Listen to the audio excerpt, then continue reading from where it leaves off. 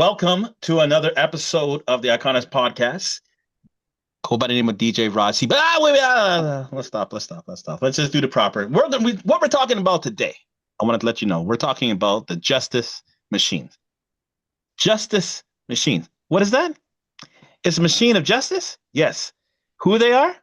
There are many of them. We'll find out. Barry, I think I'll let them know. Let them know who we're talking about. Let's go.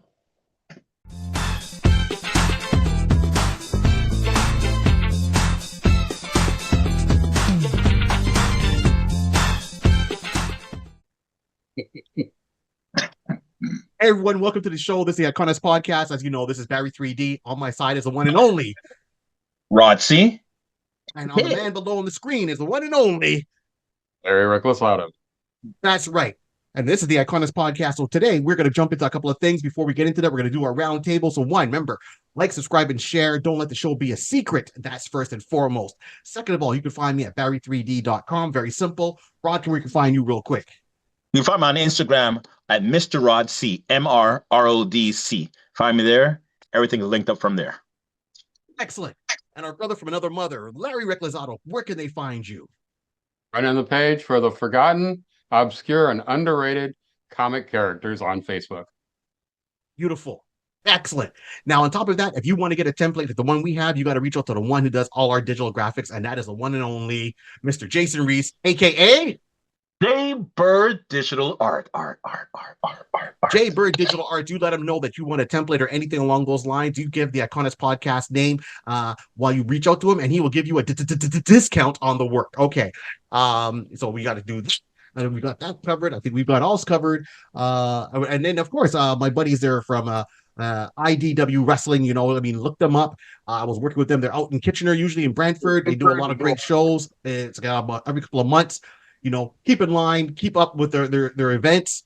Can't miss it. All right. And today, we are talking about the one and only Justice Machine, or the Justice Machine. And this is what we had to bring on Larry. Larry, I'll say this. I started going back to read some of the older issues, and from the Comico run, that is. I know you'll get into all it, and I just had to say, holy crap, I was going down the rabbit hole. I almost forgot. I'm glad this is why we do this podcast, to bring enlightenment to the masses. All right, Larry, let's take it away. Educate us on these underrated, obscure, and forgotten heroes. Huh? Yeah, these characters were. Justice Machine was created by Mike Gustovich in 1981.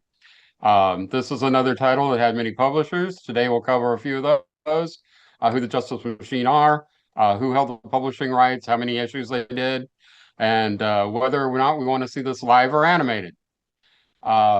So when we joined the Justice Machine, it is the second or possibly third lineup in its history. There have been at least one, if not more, previous teams, but the version we see is an elite law enforcement force for the planet Georell. Big take on George Orwell. Planet thought by the machine members to be a utopia. The machine start out chasing a criminal who's an accused terrorist. He pops off to a parallel world, which turns out to be our Earth. And they chase after him. Now, as far as publishers, there are several publishers, starting out with Noble Comics. They did 5 issues of Volume 1, and then Texas Comics did the Justice Machine Annual, which actually introduced the Elementals also. All right. That's for Volume 1. Volume 2, that's where Comico comes in. They did 29 issues and 1 annual. And then Innovation Publisher did 7 issues and a one-shot. Then another 7 issues and another one-shot. Didn't last long. Millennium Publications for Volume 4 pop out with 2 issues. Then they kind of changed the name to Millennium Concepts and reprint the first miniseries from Comico, because that became the full line, 29 issues. So it has 4 issues and expanded. Then finally we get Blue Water Productions, and they did 1 original graphic novel. And then the Justice Machine disappears for more than 20 years. Okay. So, as I said, I didn't catch the very first run they had in Noble Comics, but I caught the Comico run, and that's where it came to light and that's why I got a little bit confused, right? Even originally, because it was like Justice Machine and then the Elementals. So I didn't know if it was like, when I saw the covers, if it was like two teams, one team, like, and how it came into the storyline. But when I read it, very interesting. I like the concept of what they were doing, and that book came out, like, we're talking 80s, right? If I'm Right. Okay. So that run is like, 80 Comico. Yeah. Okay. So 1986. So that's when it took over in 1986 from May on, and they were doing that run. So I liked the run. I liked what they were doing. I think they were pretty ahead of a lot of things, ahead of the Authority, ahead of Watchmen, ahead of Youngblood, right? Where it's like a team, that's working for the government, so to speak. Now, I know in the Comical run, they had their little run in where they were all heroes. They kind of established them all. They established backstories with the main characters. And then, of course, they get framed for a crime they didn't commit. And then, they're trying to, I guess, prove their innocence. But at some points, it didn't seem like they were too worried about it in that run, like the Comical run. I mean, they were worried about it. They had the traumas that happened. And then it's almost like they forgot about certain parts of it before they got back to it, but established more. Now, I'll say this. I think it was either issue number 3 or 4. Forgive my memory. They come to our Earth. And when they come over to Earth, they show up at a Comic-Con. And the first person they see is Wolverine. Well, they don't, as a reader, we don't even know they're at a Comic-Con. All you just see is you open up the first page and you see, I'm Wolverine, I'm the best there is. And then one of the guys on there he goes by the Demon, and he's a martial artist, and he wants to be the best there is in physical, hand-to-hand combat. Mm-hmm. So he pretty much turns around and challenges the Wolverine, but you realize when you see the front of Wolverine, he's got a little bit of a dad bod going on. He's at a Comic-Con, and I'm like, wait a minute. Okay, are you guys in San Diego? Hello? What? Or San Francisco? So I think that San Diego Comic-Con, they're one of them, and I thought that was hilarious that they brought him in, and for them to blend in, everyone's like, hey, how'd you guys go do those costumes? Those costumes are so great. And everyone's walking up to them. It's like, what's with all this attention? Best way to hide out in plain sight. So I like that concept, and the ideas they started with, when I started reading those issues. Like I said, I'm talking really the Comico run or Comical run. There we go. So yeah. Now, if we go back to the Nobel in Texas, while on Earth, the machine members come to realize their planet's actually a fascist state. Meanwhile, the Georellian authorities activate a second team, very much like the Justice Machine, called the Guardians. So much so that one of the characters, Titan, who can grow very tall, his brother is on the Guardians. And that's when the Justice Machine basically gets accused of the crime they didn't commit, which is a terrorist act. They escape back to our Earth, have various adventures, add a couple of members here and there throughout the Comico run, and they basically find out that Georell is a future version of Earth. Oh, that's the plot twist. Yeah. And okay, I'm going to leave the rest of that, and we're going to get into the characters if you wish. Sure. Let's do it. All right. So we start out with Challenger. Challenger is Jamie Conrad. He's a leader and physically adept, skilled strategist, basically a military version of Batman or Captain America. Very conscientious of his age. He knows he's declining physically. And although Jorellians live considerably longer than Terrans, he makes extensive use of gadgets, most of which he invented himself to augment his physical declining abilities. Personally, I would like to see Kurt Russell in that part. He can still do the physical stuff, but he's got the chops for leading a team like that. Okay, I see that. And the thing is, they make the mention of his age, right? So in the Comical run, they turn around and said he's 50. And I thought that was interesting that they actually put a number on that. And, and they say 50 is a new, 60, 60 is new, whatever, how they always change it. So seeing that he's older on the team, he's got that persona, and there's more to his story than that. Are we going to touch on that real quick, or you want to? You've got to basically, you can go into that if you'd like. I would like to leave that for people to pick up if they can pick up the Comico stuff. But there's some other things I'm going to mention when we get into other characters.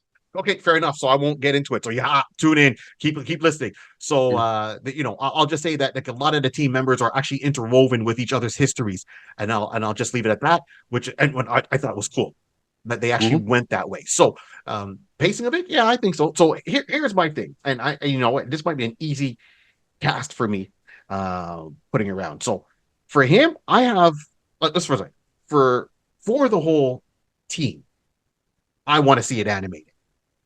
I would love to see live action, but I don't. Here's my fear: to do the Justice Machine live action, it would be great, but because I don't think there's enough, studio won't get it right.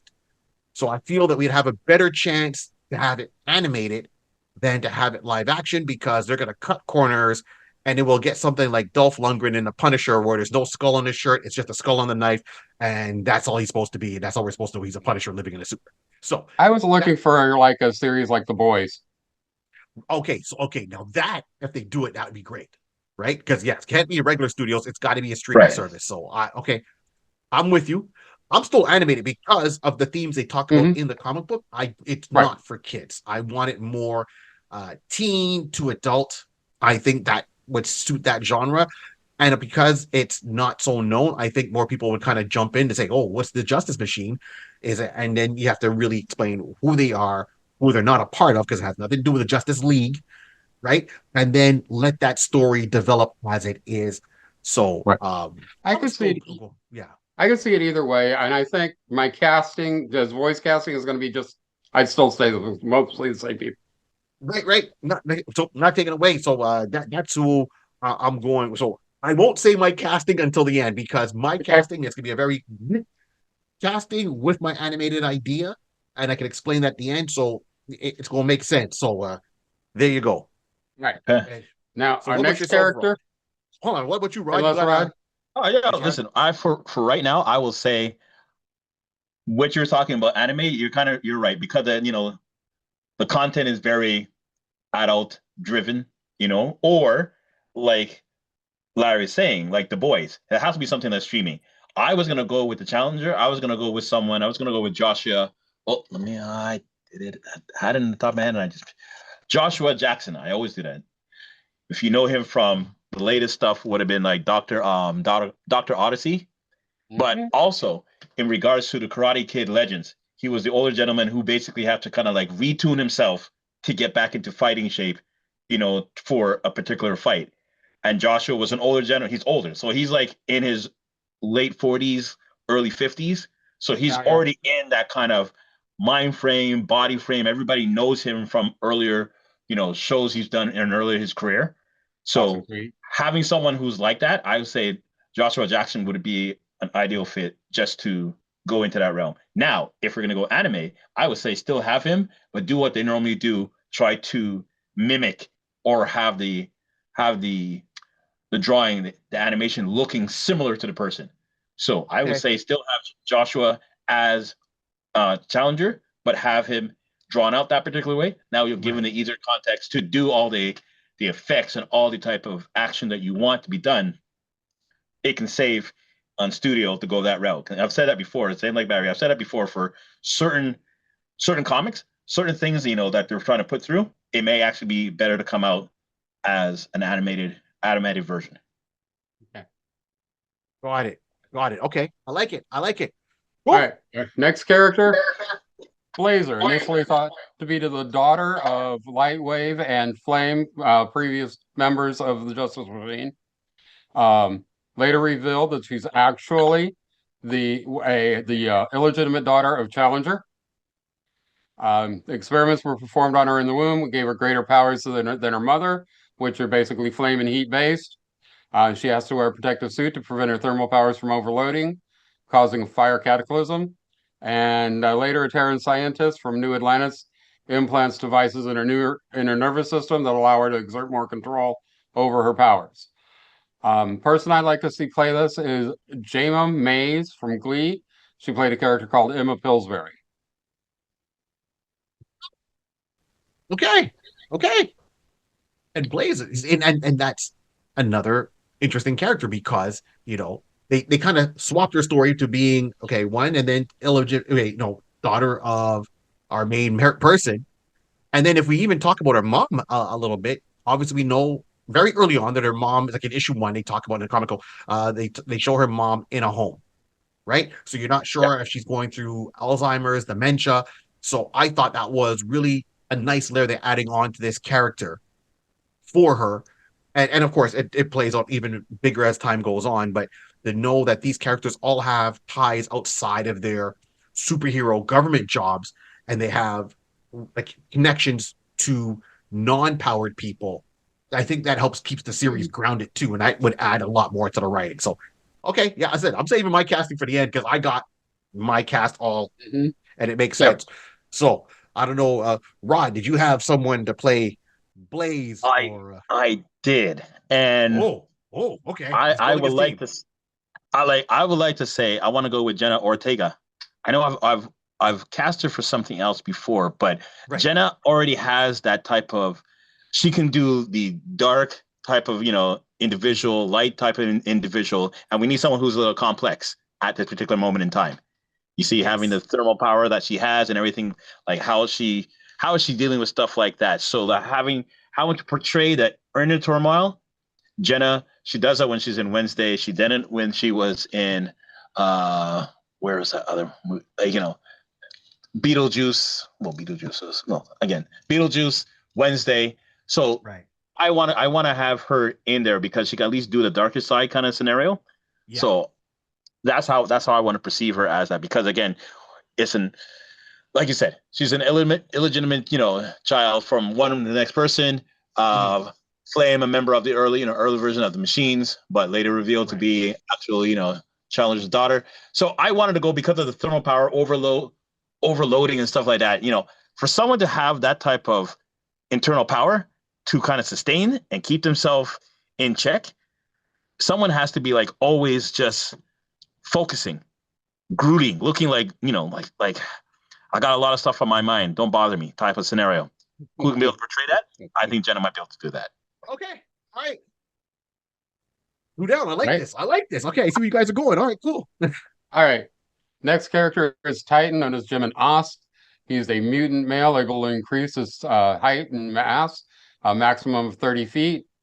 Very complex character, a lot of depression, a lot of, I don't know, kind of imposter syndrome going on with him. And personally, I like to see Charlie Heaton from Stranger Things play Jonathan Byers, the older brother. Okay. Yeah. Die with laughter. Going to die with laughter. Oh, shoot. Okay. No. So I like him, and I like this character too because one, he's supposed to be the best friend of the main character, right? He's seen almost second in command. How they looked at him at first. I mean, these are just like the cliff notes I kind of saw when I was reading that run, and they're kind of bringing people up to speed with the once again the comical run. So I like how they portrayed him. I like the fact of how I can understand why he goes through his depression. If you read the comic book, you'll see why he goes through his depression. Makes sense. 100% makes sense. And it's interesting that he kind of went more depressed as opposed to rage because of certain situations, right? So, if you got to pick up the book, you'll see what we're talking about and you'll understand why his motivation is there. And he still kind of keeps true to himself. He doesn't let whatever happens around him deal with to reformat his whole persona. The character himself. Now, and I said once again, to my ignorance, I'm just going to put it out there. Is the character Native American?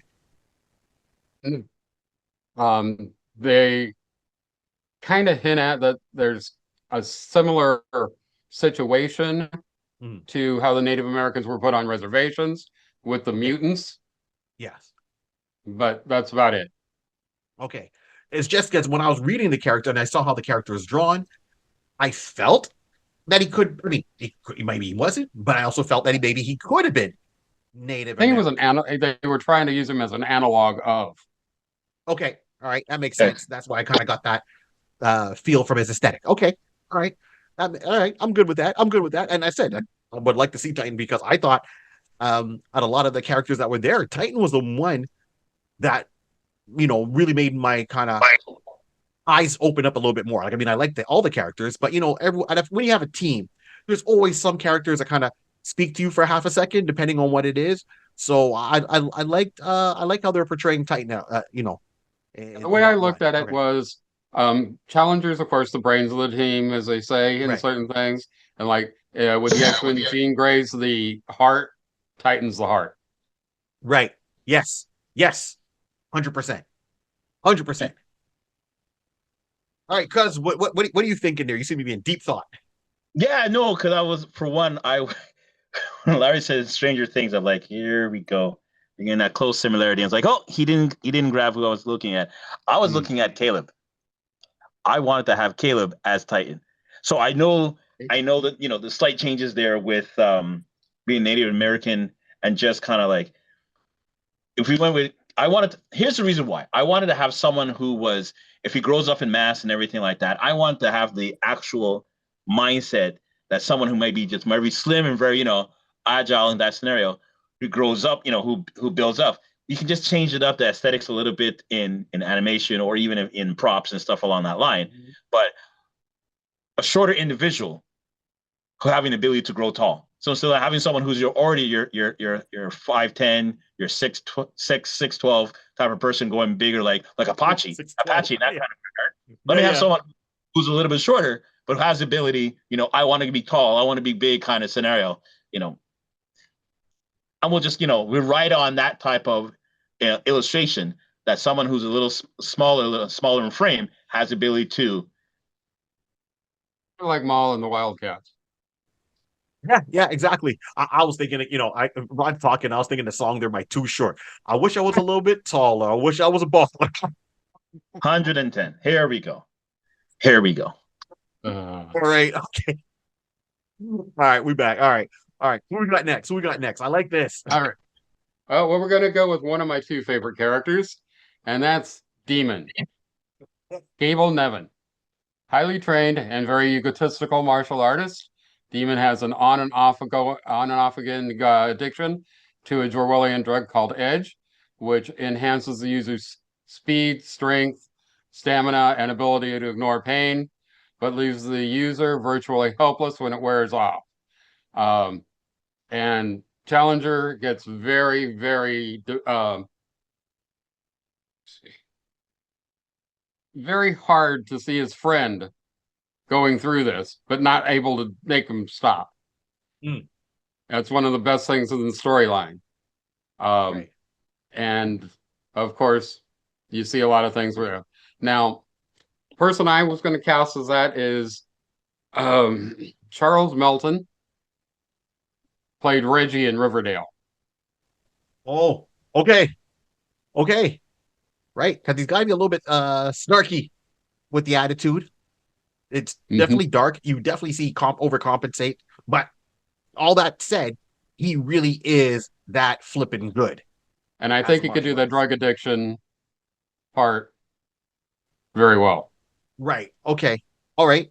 And I can see it because, and when I saw this character, that I had flashbacks to Karate Kid from the Legion of Superheroes. I'm talking like classic Legion of Superheroes, when it was like Legion of Superheroes, Superboy, where he had the white G with the high collar and the black tights, and they even gave him his own solo run series. Yeah, back in the Jim Shooter days. Yeah, exactly. And so I was seeing that, I saw that more so than I saw Iron Fist, right? And the reason why was like Iron Fist is more tied to a location. He's got that particular part of history, where Karate Kid has his own in history just to be a fighter per se, right? He's not trying to defend a planet. He's not trying to defend a realm.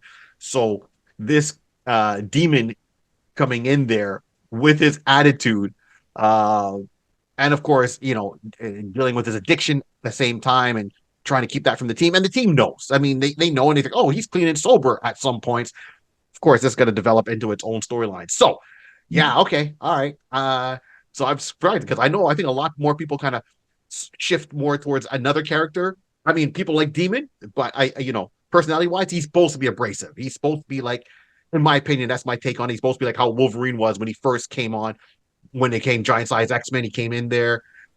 He was good, but he wasn't loved as much as people love this character now. So that's my 2 cents. Hey. Rod, looking at you, cuz. Yeah, look at me, I got something. Like, I'll tell you right now. Uh-huh. Uh-huh. I had someone in mind, and Okay. I'll say who I had in mind, but then I realized we're in Marvel. This person's in Marvel. So Mm. I was gonna go with Jane McAvoy because forget for the moment of Professor X, but I wanted to take the character from Glass. Beast. So right, Beast, because Demon Beast. So I was gonna go along that line. I'm like, okay, that'd be great. But then wait, he's already there. No problem. Depending if you want to use Patrick or James, but we're gonna say James is already in the Marvel universe. Right. Then I just Right. thought of someone else, and I realizing, would it be interesting if this particular person was to take this type of dark character? I'm saying for Daniel Radcliffe. Now, Mm. as you say, Demon is known to be, you got to be abrasive and stuff along that line. What better than to have everyone's favorite Harry Potter be the complete opposite end? But in reality, during that series, there are times you've seen that when Harry was older, he was abrasive. He was frustrated, and he had the ability to snap. Yeah. He had the ability to snap on people type of scenario. So again, Daniel can definitely pull from those particular pages and just utilize that. But now, as a more darker content, I believe he'll be able to have that type of mindset to be abrasive. Like you're saying, he's known to be having addiction and everything like that, and trying to come out of it. So again, you have a person who has they're trying to work on their emotion, work on their stability, just to be as as healthy as possible. But one minor setback can just turn them around. And I just think you just want that person who looks like you said, he looks like he's good, looks like he's clean, and then all of a sudden, I think Daniel might be a good attempt to give that a try. You know what I mean? I Okay. can see it. Yeah. Yeah. I like it. I like that. I like that. And I mean, I've seen other stuff that Daniel Radcliffe has done where Yeah. it's completely a 180 from Harry Potter, Right. right? And he's done that on purpose. So yeah, he's got the chops, as Yeah. I like to say. Cool. All right. So where are we going next with this journey, Larry? All right, now we're going to go to Diviner, Tessa Malong, a Conrad, Challenger's ex-wife, but not Blazer's mother. She basically has the ability to use all of her senses at a enhanced level. She has a special bodysuit that she wears to not only help her control them, but also to lift them to a paranormal level. So she can sense things from everything. Um, if there's a change in the electromagnetic spectrums, she feels it. Right. Got it. Right. I got a feeling. Uh, yep. The suit also allows her to interface with electronics and digital technology. Person I actually would like to see play this is Heather Graham. Whoa. Wow. Wow. Sure. Wow. Yeah. Yeah. Yeah. Yeah. She's been quiet for a while, but I mean, everyone. Okay, yes, Boogie Nights, Roller Girl, we got it. But there's other roles that she's done that. Yeah, yeah, I could see her playing that role. Absolutely. Especially with the her and Challenger and that history, right? Like, I mean, you're there with your ex-husband. You've got your family, and then of course there's reason why he's the ex-husband. It's not because of him Blazer. stepping out of the marriage. It's another you know issue right there, which if they explore it well and deal with that family trauma, it really I could see that the creator was really trying to humanize this superhero element, in my opinion, with this whole team, right? It wasn't about the fantastic powers they do. It wasn't on the missions they went on. It was really, hey, it was almost like Spider-Man Peter Parker, right? You can do all these fantastic things, but hey, you still got to deal with work. You still got to deal with relationships. You still got to deal with life and late bills and all that. And how do you handle that now, having that extra responsibility? So I know they start off as government agents, and there weaves and zigs and zags, and you know. But Heather Graham, yeah, I can see that. Okay, and this, as I said, this team needs a big spotlight shone on them. So there we go. So Rod, I see you. And once again, the gray matter is burning there, Rod. Burning.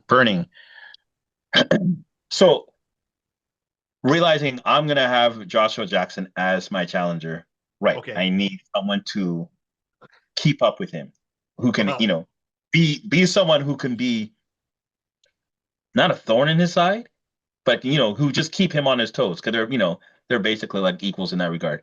So I would go with Emily Blunt,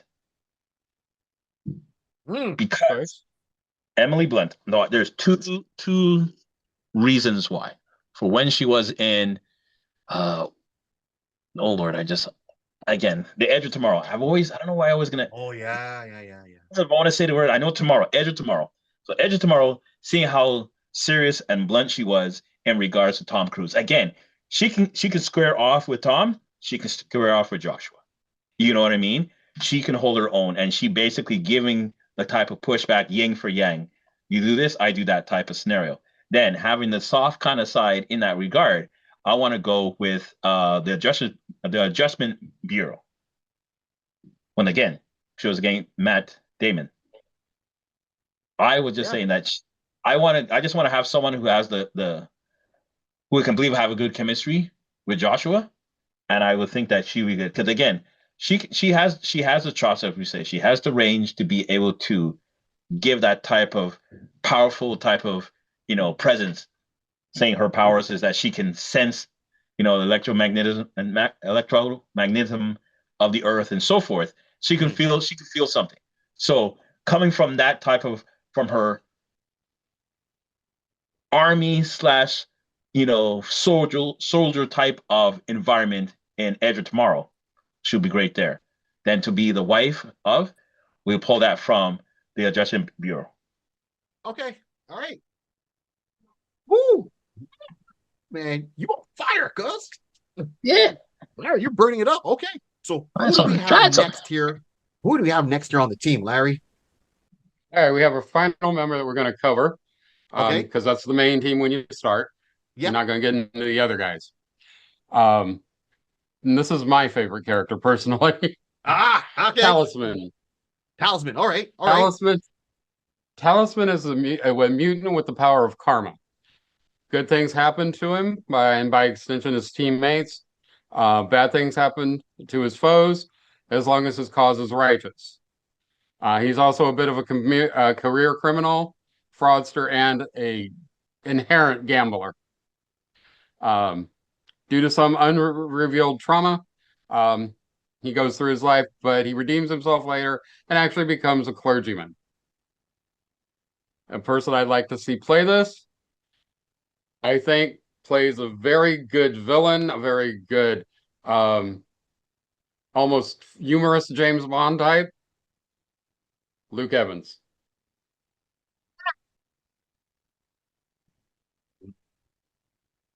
I love that actor, Luke Evans.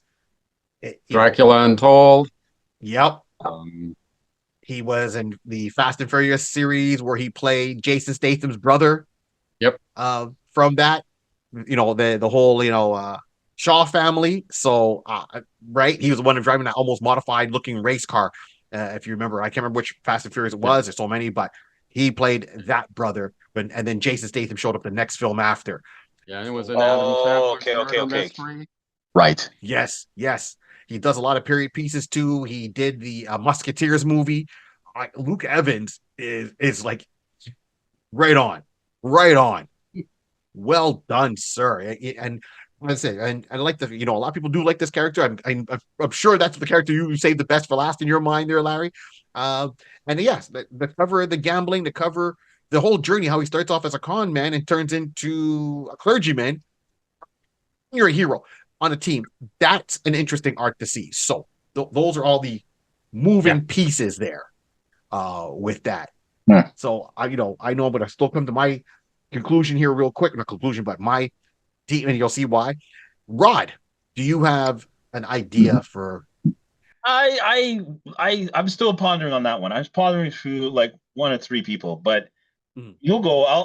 I'll say it at the end after you. Then, if you're now going to do your package, if you're going to do your, so I'm going to do mine, and it's all together, and it's very simple. So because it's a team dynamic, you need actors. And I know a lot of actors can get on set and they work well together. But if you already have that established chemistry, my logic is why break it? So first and foremost, I want to see this animated, like I mentioned before, because I think with the animation, we can get the richness of the worlds, the fight scenes, the background, right? You don't have to build a set. It's easier to draw a 30-story building that hovers, for example, because it's in the future, as opposed to trying to use CGI and then have people complaining about that altogether. Okay. There's different art styles that are out there that I like. So what I'm going to go back is there's one particular cartoon that I like a lot. It caught me off guard when it first came out, but I'm always open-minded. So it is a Marvel cartoon. You can find it right now on Disney Plus. I mean, I'm no sponsorship. I'm just giving you my opinion. And that is Earth's Mightiest Heroes, right? The Avengers, Earth's Mightiest Heroes. So that cartoon, that art style, I like. Now, when you look at it at first, you might say, oh, this is geared towards kids. But as adults and comic book fans, there is a lot of deep cuts in there where they drop a lot of Easter eggs through that series. And it gives a good story beginning to end. It wraps it up. So why am I focusing on this? 1, I like the art style. 2, I like how they did the little introductions, of little mini episodes before the series launched, and then they put it together as one episode. Then the studio understands how to do team building, and they respect the source material. They didn't try to change anything. They took those storylines and they made it cohesive for everyone across the board. So that being said, I'm going to take that cast from Avengers Earth's Mightiest Heroes, and I want them to be the Justice Machine. That's where I'm going with. So if it ain't broke, why fix it? So, for example, I'm looking at Brian Bloom, and he's the one who does the voice of Captain America in that series. So let him be Challenger. I'm good there. If I'm looking at, for example, the Demon, right? I would look at the one, what's his name, Fred, and we've talked about him before. And I know I'm going to mess up his last name, so please forgive me. So it's Fred Tasticor. Fred Tasticor. There we go. He plays the voice of the Hulk. To show you how popular he is, when you had Hulk versus Wolverine and Hulk versus Thor, this actor was the one who played Hulk. Let him be the Demon, because he already stands the moving, the fighting, and in that series, Hulk does have full dialogue, not just Hulk smash. So let him be the fighter of that team. If I have to go into, for example, Talisman, then I'm looking at Wally Wingert. And in that cartoon, he played Dr. Henry Pym. Little unhinged. That's Ant-Man. That was Yellow Jacket. That, he's got some moments going there for him, right? And then if I were to look at, for example, Talisman. So if I'm looking at Talisman, the actor that I'm looking at to play this character would be interesting. So it would be I would look at Rick D. Weiserman. So he's the voice of Thor. All right, I'm glad you're all with me so far. Very simple. Yeah. Jennifer Hale, she played the voice of Carol Danvers. I would make her be what was the Divinity? Diviner. Sorry, Diviner. So I'd have her be Diviner. And then very, very simple, I would go with the last actress here. And she doesn't have like a poem. I'm trying to find her. There it is. Sorry. And then for Blaze, I would go with Colleen O'Shea. I think that's her full name, or not. Yep. She played Janet Van Dyne, so she played the Wasp in that series. Yeah. So that's my casting with that same studio, change the art style, maybe not as bright on certain points, right? Because the art style, I'm not saying it has to be grim and dark, because it's not grim and dark, the Justice Machine, but some parts maybe borrow the aesthetics from maybe Batman Beyond, for example. Same style, but the background just, because it's supposed to be a fascist future that they're coming from. And then when they come back to, let's say, our universe, right? Then, of course, you can make it bright. So that's how you make the difference between where they're at in the future or present day. So that's what I'm going with Justice Machine. And it said it doesn't have to be on a Saturday morning cartoon, because we want to get that kind of level of storytelling that's going to have to deal with a more teen to adult themes. But you give me a streaming service and put it out there, why not? Invincible was on Amazon, and we see how violent that can get. So there we go. That's my casting in a nutshell. I can see it. Nice.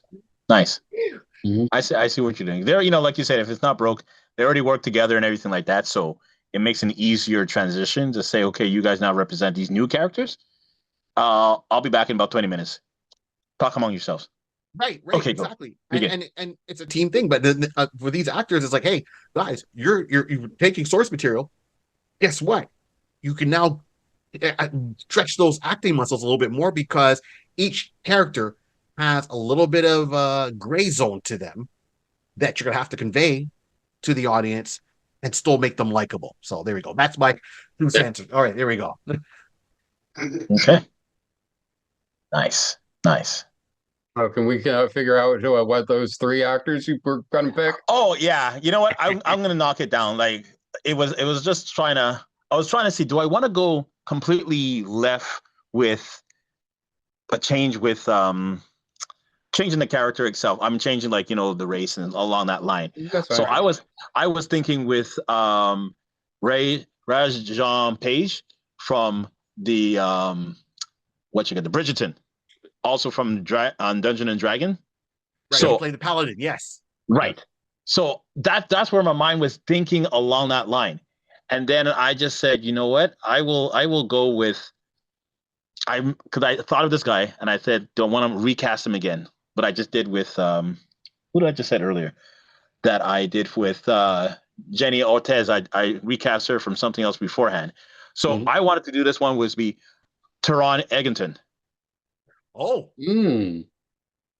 So this is where I was going to debate, and I think I will just go with Taron Egerton. I will have him as that, because having the I can see it, because him as Iggsy in right in Kingsman. Yes, he goes through a journey. Well, this is the thing. This is the thing.